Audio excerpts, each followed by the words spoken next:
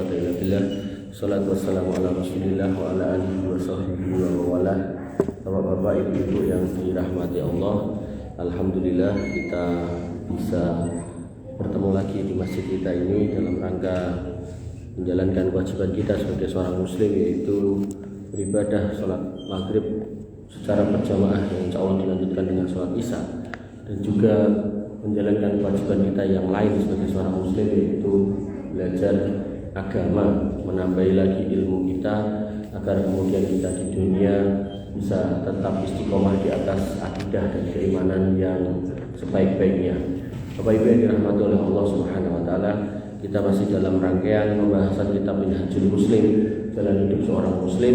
Kita sampai di pasal yang ketiga dalam bab akidah, yaitu beriman kepada uluhiyah Allah Subhanahu wa taala terhadap seluruh makhluk. Kalau pada bab sebelumnya yaitu terhadap rububiyah Allah, kita harus beriman, yaitu kita mengimani Allah sebagai Rabb, sebagai pencipta, pemelihara, yang memberi rezeki, yang menjaga, yang mengatur. Itu makna dari Rabb.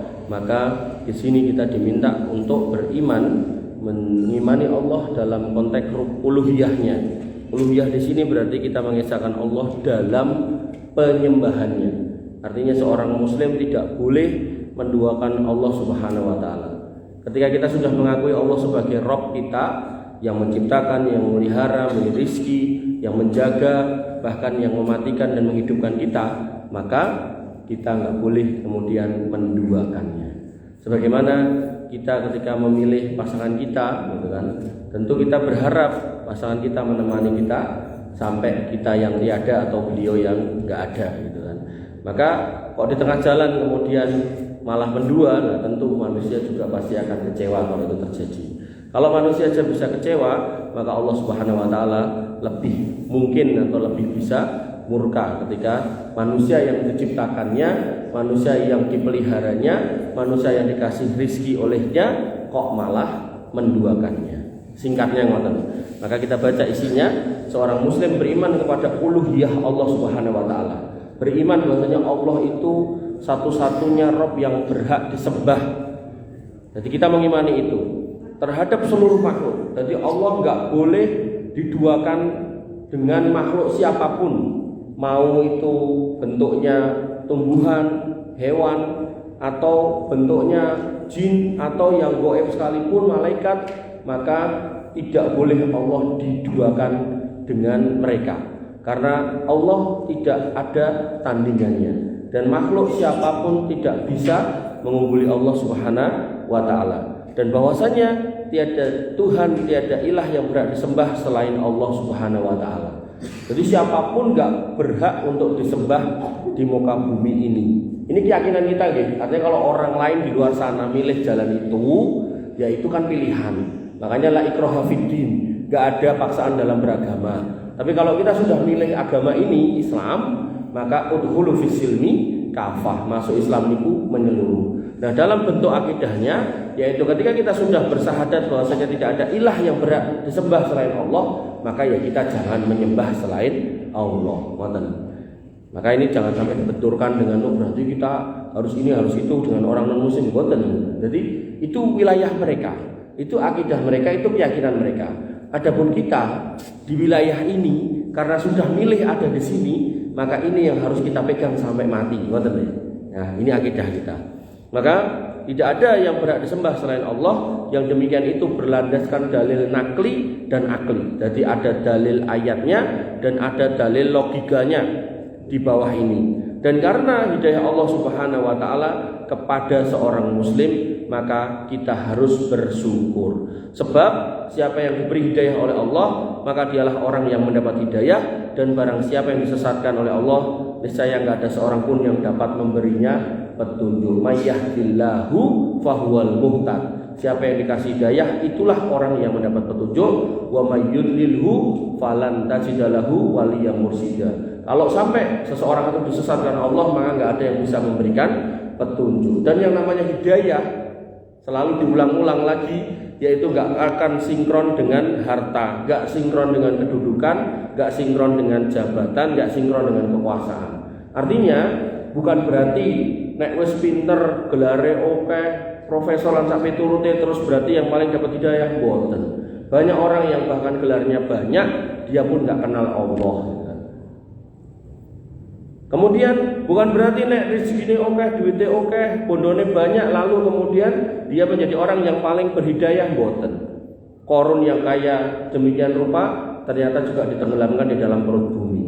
Demikian pula hidayah juga enggak sinkron dengan kekuasaan. Bukan berarti nek jadi presiden, jadi raja terus itu orang yang paling mendapat hidayah, boten. Faktanya Firaun tidak mendapatkan hidayah, bahkan masuk ke dalam perut bumi.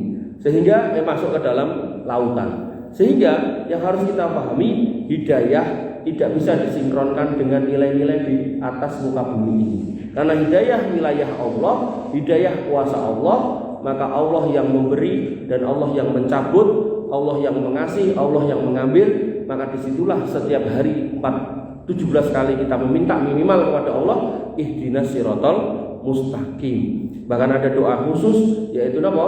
Ya muqallibal qulub, sabit qalbi ala dini. Wahai Allah yang membolak-balikkan hati.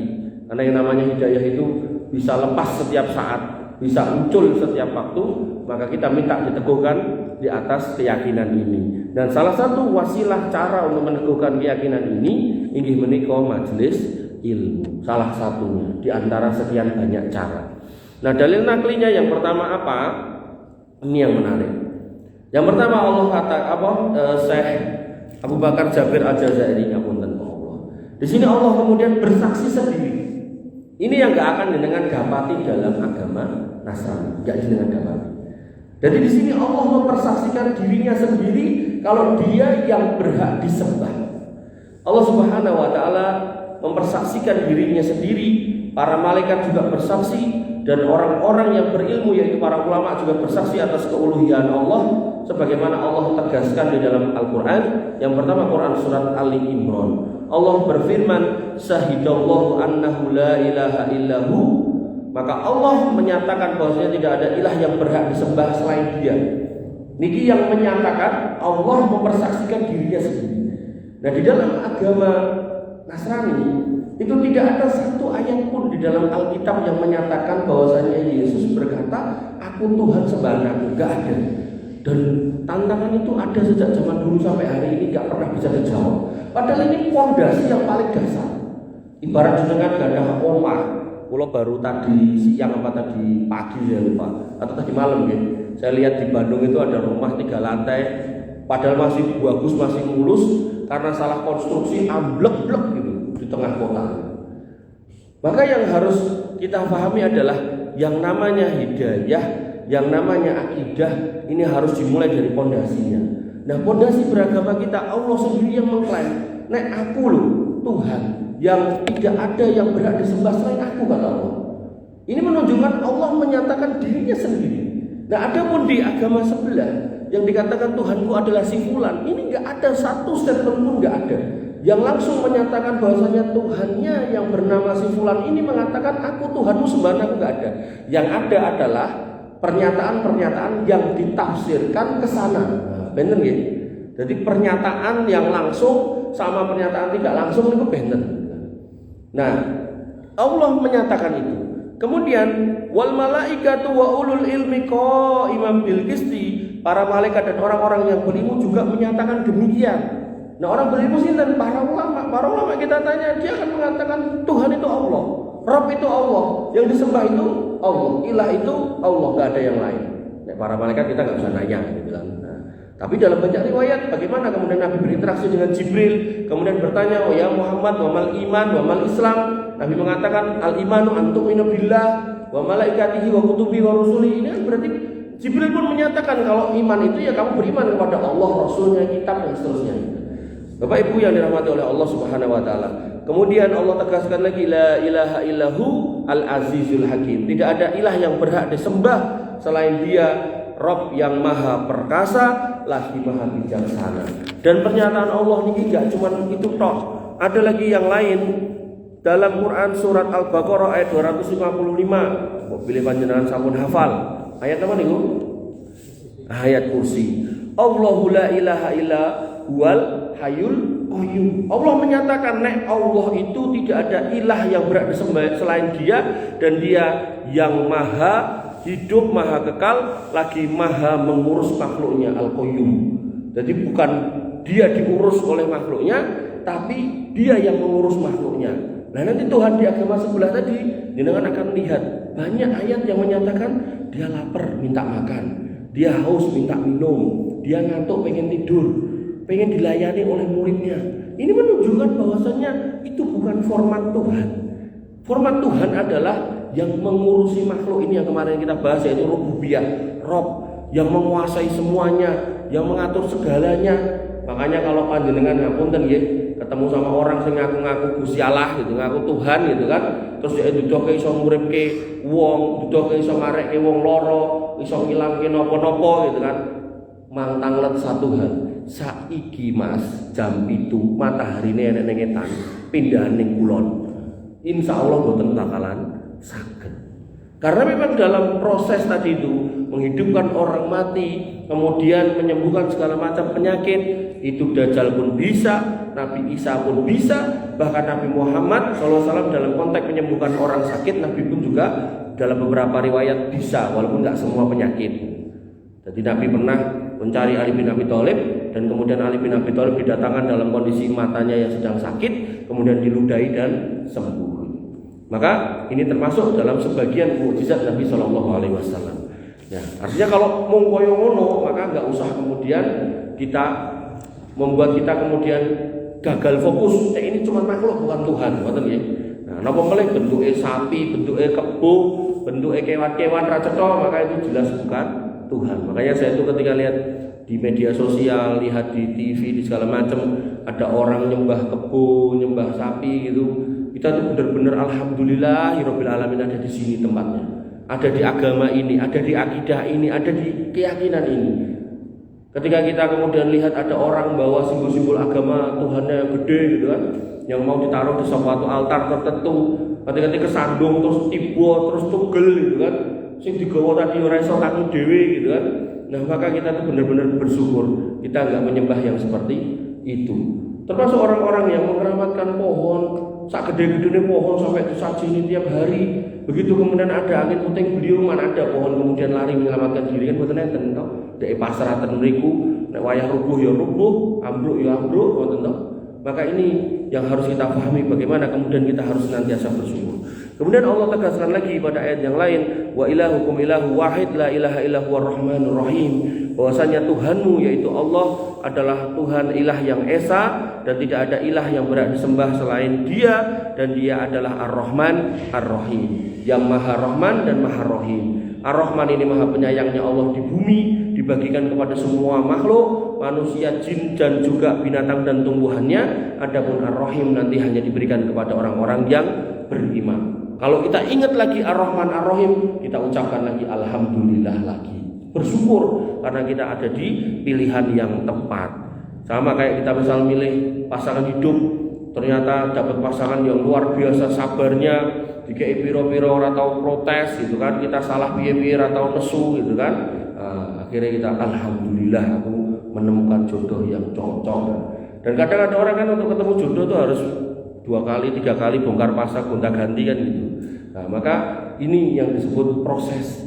Nah, proses dalam mencari keimanan, alhamdulillah kita ditunjukkan sama orang tua kita, kullu mauludin yuladu alal fitrah. Begitu kita lahir ceprot, kita muslim, alhamdulillah. Makanya kita juga perlu bersyukur berterima kasih kepada orang tua kita karena membawa kita di hidayah yang benar itu. Nah, tinggal sisanya bagaimana mensyukuri keimanan ini, ditambahi lagi dengan ilmu, dikuatkan lagi dengan majelis ilmu. Kemudian Allah berfirman kepada Musa, innani anallah la ilaha illa ana fa'budni. Jadi Musa itu mendapatkan gelar kalimullah, nabi yang pernah diajak ngomong sama Allah. Karena nabi-nabi yang lain melalui perantara, yaitu malaikat Jibril. Nah, Musa pernah diajak ngomong langsung sama Allah Subhanahu wa taala. Dan Allah mengatakan, innani anallah, aku loh Gusti Allah. La ilaha illa ana fa'budni. Renek sing entuk disembah selain aku, sembahan aku tok. Ini penegasan bagaimana Allah kemudian menegaskan ini. Lah nek nabi yang jumlahnya nanti ada di bab keimanan kepada Rasul, Nabi yang jumlahnya ada 124.000, Rasul yang jumlahnya 313, itu sing dijak ngomong cuman Musa tok. Terus ada manusia maca ayatnya niki terus ngomong aku yo pengen ngomong karo Gusti Allah. Nggih mboten sak pase kan ngoten. Ojo kok kemudian kita pengen ngomong sama Allah langsung dalam konteks bercakap-cakap seperti ini. Lah kita sama presiden wae lho. Mau ngadep dhewe karo karuan entuk kan ngoten. Padahal sesama manusia gitu. Jangankan kok presiden kadoan, kula sing teng balai kota pengen ngomong karo wali kota karo karuan bisa gitu. Kula sing ngurusi izin penelitian mahasiswa-mahasiswa dari luar yang meneliti ke Solo itu kalau ada pengajuan untuk wawancara wali kota, niku lewat sekda, terus karuan di ACC juga gitu. Makanya harus kita pahami lho kudu-kudu menungso pengen ngomong wae angel, apalagi dadak pengen aku bakal iman nek wis ngomong karo Gusti Allah. Lah kowe kuwi sapa gitu lho. Lah nabi-nabi 313 saja yang dipilih, para rasul 313 saja yang dipilih cuma Musa yang ngomong langsung dengan Allah Subhanahu wa taala. Dari 124.000 cuma Musa. Masa kita pengen menjadi orang beriman tapi bersyarat seperti itu? Lah kita itu siapa kan gitu. Makanya ketika tadi di depan dikatakan keimanan ini dinyatakan oleh Allah, dinyatakan oleh para ulama, dinyatakan oleh para malaikat. Ketika kita sudah mendapati ulama banyak menyatakan itu, kita tinggal melu, orang usah dadak nyari perkara kan ngoten. Makanya ada orang-orang sing gak percaya dengan tauhid uluhiyah ini, gak mau beruluhiyah secara total, akhirnya dia mencari sing genah. Nah emang Gusti Allah sing kei rezeki, kenapa aku gawe golek pesugihan kok aku terus dadi sugih? Nah itu kersane Gusti Allah ben kowe tersesat gitu. Makanya jangan menjadikan keimanan ini sebagai barang transaksi dengan Allah Subhanahu wa taala. Karena Allah menegaskan melalui hadis yang sahih bahwasanya ketika kalian semua dari manusia yang pertamanya sampai terakhirnya termasuk sak jin-jine, kalian semua mengingkari aku, enggak mau beribadah kepadaku, maka tidak berkurang sedikit pun kemuliaanku. Begitu pula ketika kalian semua wahai manusia dari yang pertama sampai yang terakhirnya termasuk jinnya sekalian dan kalian semua beribadah kepadaku, maka tidak menambah sedikit pun kemuliaanku. Ini menunjukkan yang butuh kepada penghambaan, kepada uluhiyah itu kita, bukan Allah. Ngoten. Ibaratnya ngeten. Jenengan dadi wong sugih banget terus ngapunten sebelah omah enek wong ra duwe, kemakine ra ukur gitu kan. Terus ngancem-ngancem, awas kowe ngoten niku. Nah, maka jenengan sebagai orang yang punya kuasa, punya kekayaan, jenengan akan mengatakan, "Alah kok kowe ngomong kaya ngono nganti muntuk omonganmu idumu ya ora bakal ngaruh karo aku." Manusia aja bisa berkata seperti itu, apalagi Allah Subhanahu wa taala. Sehingga makanya rugi sekali ketika orang yang tahu kalau Allah itu adalah Rabb dengan sifat rububiyah yang sedemikian rupa, kemarin kita jelaskan panjang lebar, kok masih enggak mau beribadah. Bahkan ada orang yang gede keker, begitu mau bangun enggak bisa karena kabelnya di belakang kepalanya copot satu, setrum tiba-tiba enggak bisa. Padahal dia dino-dino latihan beban. Ada atlet yang kemudian mampu berlari ribuan meter, berpuluh-puluh kilometer tanpa istirahat, tapi begitu salah satu sarafnya dicabut sama Allah, ya tiba-tiba nggak bisa jalan. Saya lupa namanya, ada seorang binaragawan gede banget gitu. Itu dibikin salah satu sarafnya coplok, tiba-tiba langsung bongkok, udah selesai.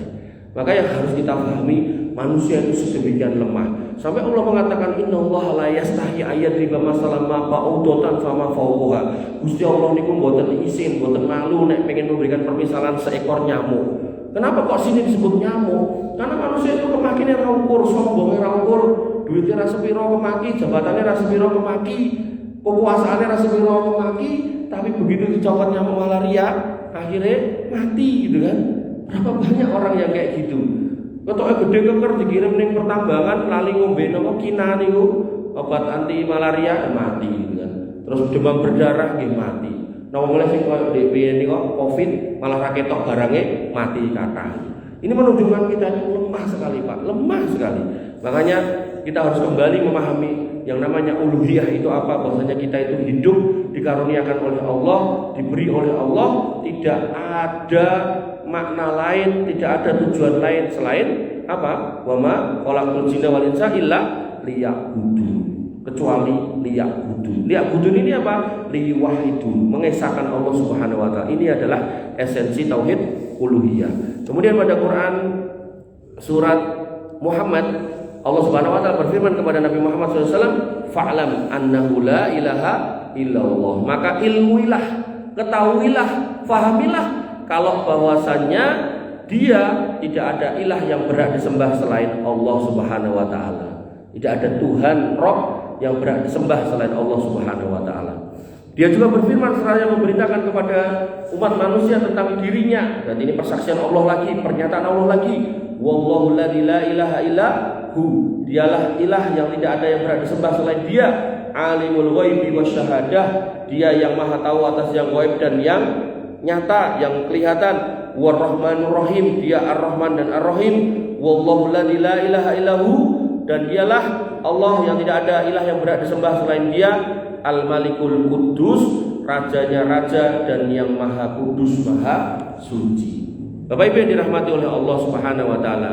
Yang ketiga, dalil akli yang ketiga yaitu berita para rasul tentang keuluhiyahan Allah Subhanahu wa taala dan seruan mereka kepada seluruh kaumnya agar beriman kepada uluhiyah Allah Subhanahu wa taala. Jadi semua nabi dakwahnya sama. Dakwahnya apa?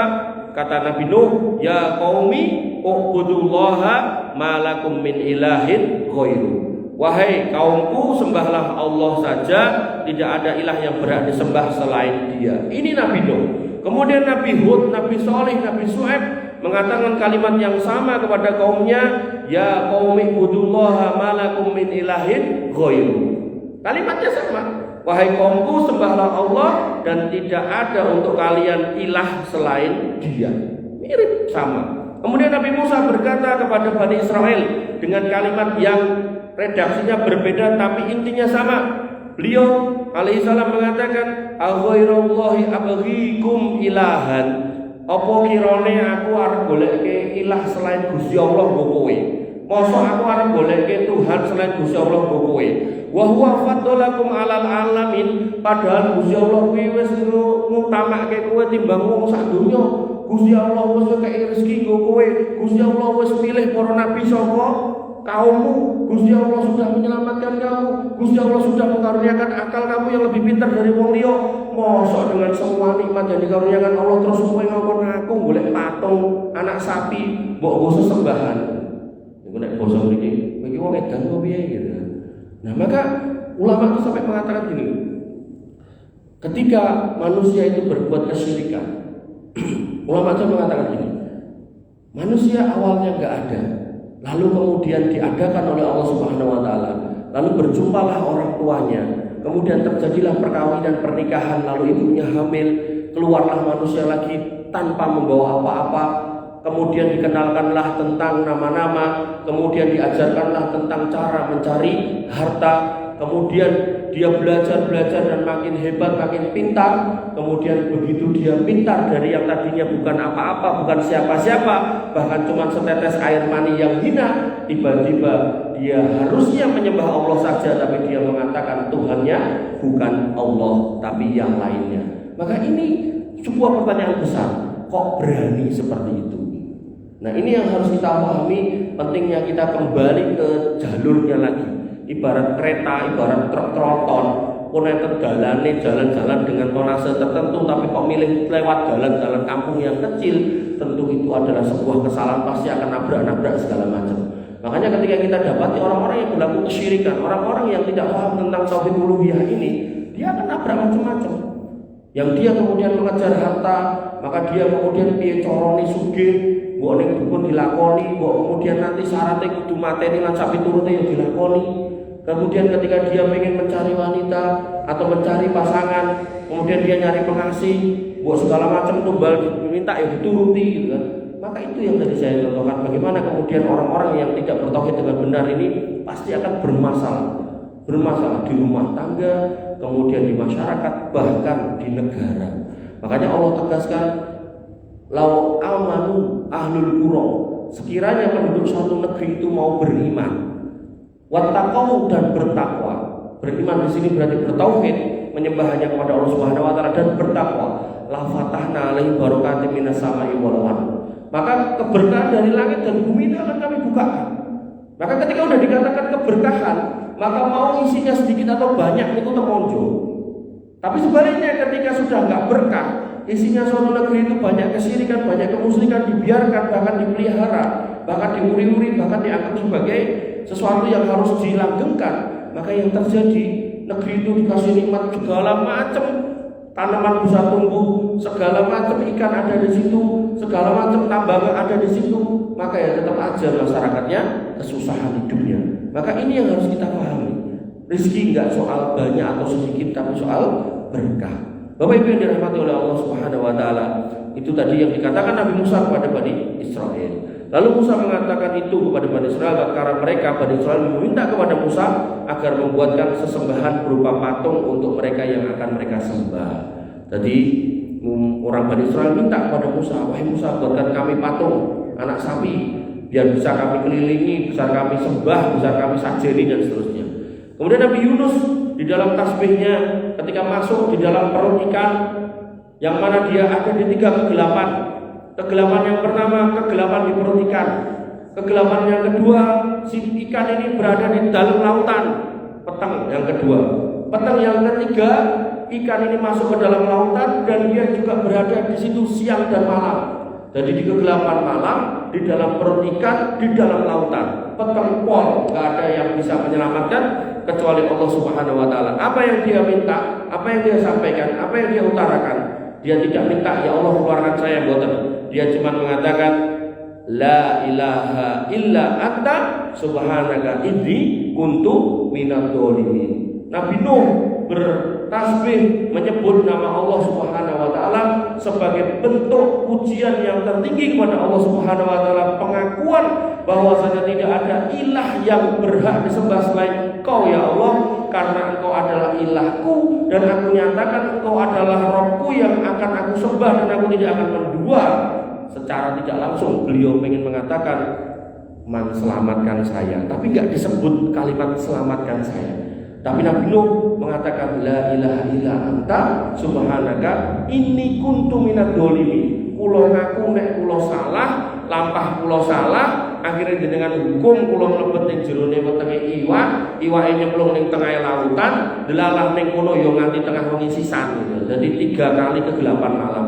Maka Nabi Nuh Nabi Yunus alaihissalam sudah benar-benar pasrah dan dia hanya bisa mengatakan la ilaha illa anta subhanaka inni kuntu minadz dzalimin. Dan ini disebutkan oleh sebagian ulama bisa dipakai sebagai salah satu bentuk istighfar orang yang mau bertobat dari dosa.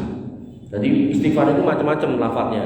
Ada yang astagfirullah, ada yang astagfirullahaladzim, ada yang astagfirullah wa atubu ilaihi. Kemudian ada istighfarnya Nabi Adam, apa? Rabbana filana, apa? Rolamna Rabbana dolamna anfusana wa illam taghfir lana wa tarhamna lanakunanna minal khosirin.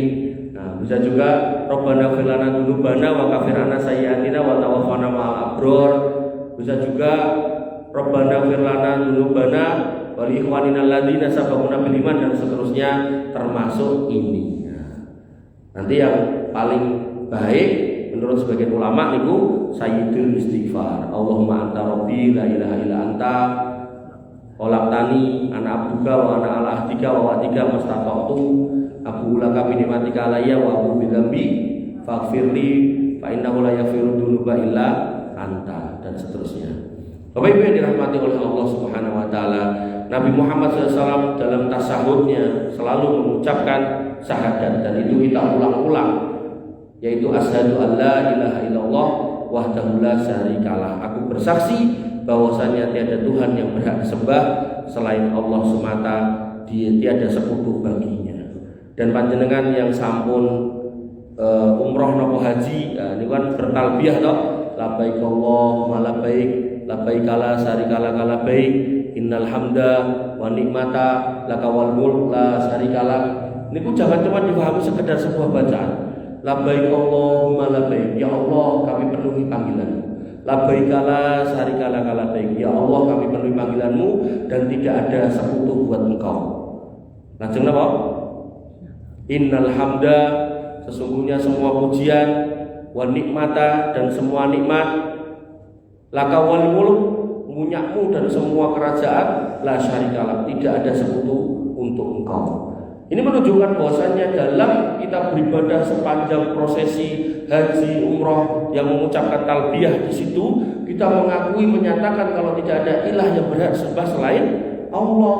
Makanya kalau orang nggak paham bacaan ini, mulai kaji, ditentek, ya tetap aja kemudian melakukan kesyirikan.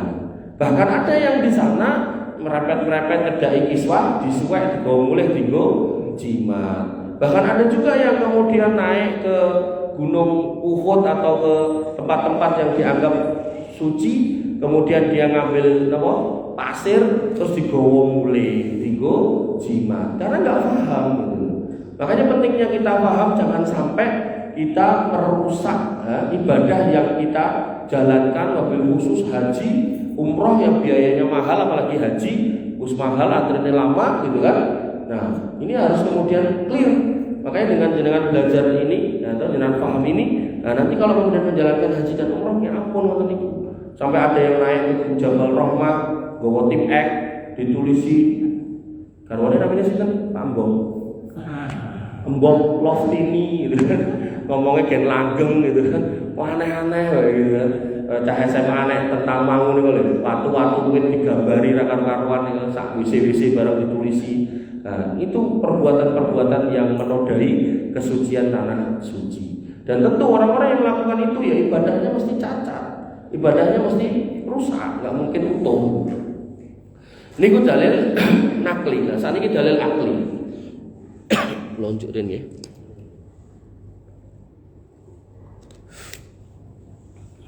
Nah, kemudian Syekh Abu Bakar Jamil Al-Jazairi rahimahullah mengajak kita berpikir dengan akal. Ketika kita kemarin sudah membahas rububiyah Allah yang tidak bisa diperdebatkan, kalau Allah itu yang menciptakan, Allah itu yang memelihara, Allah itu yang mencukupi, memberikan rezeki, mematikan, menghidupkan, dan seterusnya. Kalau itu aja nggak bisa dibantah. Bahkan kalau ada orang yang punya kemampuan tertentu tadi, dengan tinggal ngomong, yo nek nu matahari walien atau saiki awan to jam 12, saiki dadekno jam 12 bengi. Tet saiki orang ngenteni engko nek engko ya padha wae gitu kan. Saiki pasti tidak akan orang bisa. Karena itu kalau memang dia nggak bisa, berarti ya Tuhan itu ya hanya Allah. Kalau kita sudah paham kalau Tuhan itu cuma Allah, maka ya tadi konsekuensinya kita harus mengakui nek kita ini hamba yang menyembahnya hanya kepada Allah. Nek kita tahu semua ikan di lautan itu yang menciptakan Allah, sing marai dengan dom dan anak beranak pinak niku Allah. Lah kok iso dadak golek iwak dadak nyajeni ning napa Nyiroro Kidul lan sak piturute. Nek kita ngerti sejenenge Gunung Merapi niku sing mari bledhog lan boten mledhog niku Gusti Allah, kok dadak buak das kebo ndak das napa? Das pitik, das pedus mriku. Nek ten laut das kebo, nek ten gunung das pedus. Nek ten mriku daerah Palu mriku niku sing dikuak ten laut niku ndas pitik. Nah, jadi tempat daerah itu beda-beda, tapi intinya ndas-ndasan kabeh gitu kan. Nah, maka yang harus kita pahami itu loh, orang-orang yang enggak paham. Wong laut sak ngono gedene, segoro sak ngono gedene, sing nata jelas Gusti Allah kok iso diomongne iki sing nunggu iki si perapatan niku lho. Enek tabrakan jebule terus geger gawe sajen, picoran sing kayak ngono, ngomongnya danyange lagi nesu. Padahal nek jenengan kerso mengamati secara teknik itu bisa dianalisa. Oh ternyata pageri sing domai ini pojokan keduren, mbok yo didurke sithik atau kemudian dikei napa tralis-tralis niku coret diduke diganti tralis, atau mungkin dikei spion kan bisa, atau dikei lampu kan wonten. Pakai logika gitu loh. Jangan kemudian didik-didik langsung boleh danyange langsung. Makanya kita tuh sedih ketika melihat bendungan yang Demak ambrol karena dibangun meneh dadak oleh wedhus kedhit dipendem-pendem niku. Lah nalarnya itu gimana gitu. Artinya kalau itu dibangun dengan bahan-bahan dan rumus-rumus teknik sipil yang benar, insya Allah tetap jadi kok. Termasuk sebagian orang-orang, dan ini enggak cuma orang-orang Indonesia loh, orang-orang luar juga sama. Ketika jenengan ngerti yang namanya pesawat itu sing gawe iki wong Eropa, nek boten wong Eropa nggih wong Amerika, antara Boeing kalih setunggal ini napa? Boeing kalih napa? Pesawat. Apa? Ora tau numpak mobil to. Boeing kalih Airbus. Boeing niku Amerika nggih, Pak. Napa kualik kula? Pokoke niku nek jenengan numpakane nggo nitih niku jenengan golek nomor 13 ra enek. Coba. Bule pinter-pintere kaya ngono iso gawe pesawat nomor 13 wedi gitu kan. Terus sing gedung dhuwur-dhuwur niku sok-sok nggih nomor 13 ra enek. Nomor 4 ya ora enek. Langsung 3A, 3B. Jadi 3 terus 3A, 3B gitu. Atau 3 terus 3A terus 5 gitu. Nanti pas sing 13 ya mboten enten. Bar 12 terus 12A atau 12B terus baru 14. Oke, dong dikali angka gitu. Ya Allah.